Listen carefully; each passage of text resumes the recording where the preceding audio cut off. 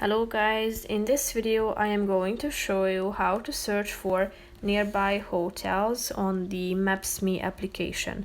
But first I just want to mention, don't forget to subscribe to my channel because at 10,000 subscribers I am going to show you my whole YouTube revenue statistics and growth strategy, how to make money online. So let's jump into it. First of all, open the application on your phone and then tap on the search icon down below, which is the first option.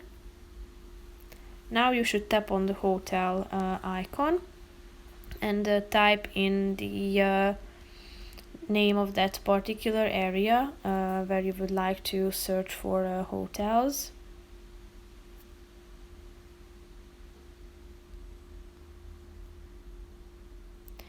Now, as you can see, you need to select the date. So the date of arriving and when you want to leave. Then press the button apply down below. If you swipe to the right side of the screen, you should also select the number of guests.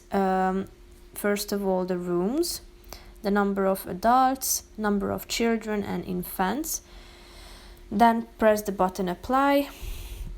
You can also indicate the price range if you feel like to do so, as well as the ratings, the type of place such as hotel, apartment, camping and so on, and the stars as well, ranging from 1 to 5.